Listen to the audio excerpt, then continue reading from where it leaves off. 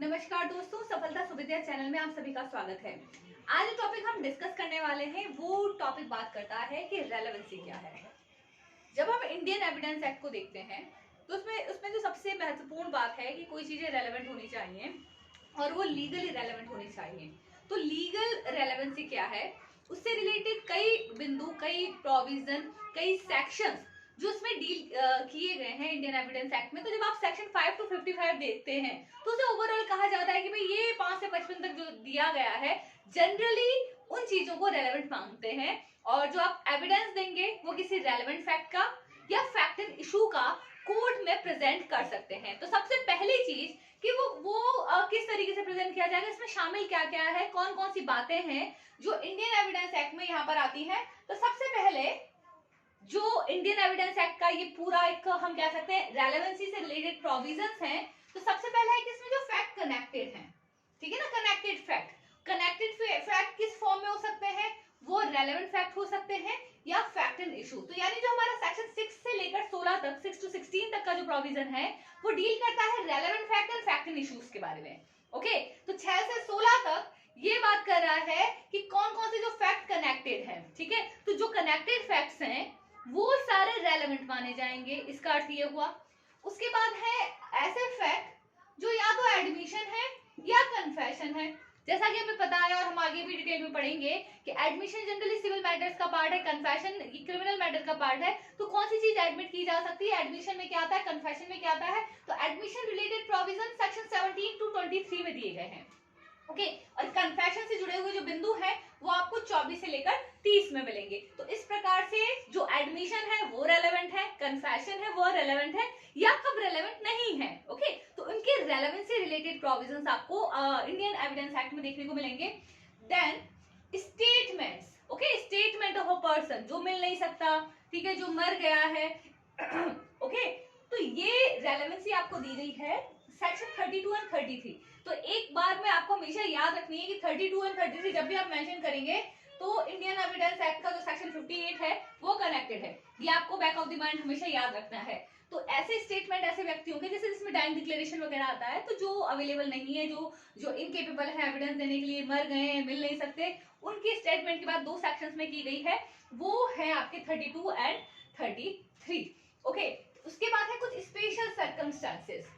Okay, तो यहाँ पर अब हम बात करते हैं कि जो स्पेशल सर्कमस्टांसेस हैं जो 34 से लेकर 39 तक डील करती है। बुक्स में क्या लिखा हुआ है, ठीक है, कब मैप और चार्ट वगैरह की बातों को आप कंसीडर करेंगे, सुसंगत मानेंगे, रेलेवेंट मानेंगे, वो चीजें आपको यहाँ पर देखने को मिलेंगी। तो ये कुछ विशेष बातें, ओके, विशेष परिस्थितियों में जो बातें कही गई हैं उनकी बात की गई है।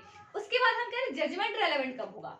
किसी भी जजमेंट की, किसी कोर्ट में कोई डिसीजन दिया है तो आगे आने वाले किसी केस में कोई नया केस आता है तो क्या पुराना जजमेंट रेलेवेंट माना जाएगा, कब माना जाएगा और कब नहीं माना जाएगा, उसी का हम अध्ययन करते हैं सेक्शन 40 से 44 तक। तो पुराने जजमेंट के रेलेवेंट है या नहीं है, वो सारी चीजें हम 40 से लेकर 44 सेक्शन तक हम उसमें डील करते हैं। After that opinion of expert, opinion of third party कब रेलेवेंट है। For example handwriting expert, FSL report relevant है या नहीं है, कहां बात की गई है, उनकी बात की गई है सेक्शन 45 से लेकर 51 तक, 45 to 51।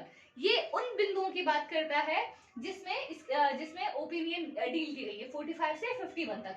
और उसके बाद कैरेक्टर की रेलेवेंसी की बात की गई है 52 से 55 तक। तो इस प्रकार से सेक्शन 6 से लेकर सेक्शन 55 तक वो सारे बिंदु कवर किए गए हैं, जिसमें कैरेक्टर, आपका judgement, special circumstances, statement by the person who can not be found, और फैक्ट, एडमिशन या कन्फेशन के रूप में, और जो कनेक्टेड फैक्ट है fact in issue and relevant fact, वो सारी चीजें रेलेवेंट मानी गई हैं। तो इस प्रकार से कनेक्टेड फैक्ट रेलेवेंट है, एडमिशन कन्फेशन रेलेवेंट है, ऐसे व्यक्तियों के स्टेटमेंट रेलेवेंट है जो मिल नहीं सकते या मर चुके हैं, स्पेशल सर्कमस्टांसेस रेलेवेंट है, जजमेंट रेलेवेंट है, ओपिनियन रेलेवेंट है, कैरेक्टर रेलेवेंट है। तो यानी रेलेवेंसी इन 7 बिंदुओं तक सिमटी हुई है।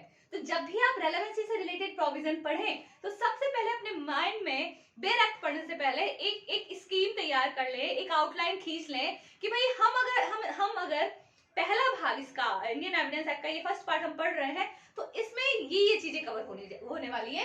कनेक्टेड फैक्ट्स, जब आपने कनेक्टेड फैक्ट कंप्लीट कर लिया, उसके बाद आप पढ़ेंगे एडमिशन कन्फेक्शन, उसके बाद है स्टेटमेंट 32 33 स्पेसिफिक प्रोविजन उन व्यक्तियों के बारे में जो मर गए हैं या मिल नहीं सकते, उसके बाद स्पेशल सर्कमस्टांसेस है, ओके, फिर आगे आपका जजमेंट, उसके बाद ओपिनियन और कैरेक्टर। इस प्रकार से 7 बिंदुओं में हमारा पूरा रेलेवेंसी रिलेटेड जो प्रोविजन है एविडेंस एक्ट का वो कवर किया गया है। अब अपनी अगली क्लास में हम सेक्शन 6 से स्टार्ट करेंगे, यानी रेलेवेंसी से स्टार्ट करेंगे, फैक्ट कनेक्टेड से स्टार्ट करेंगे और डिटेल में हम उसे प्रोविजन को पढ़ेंगे। बने रहिए हमारे साथ सफलता सुविधा में। नमस्कार।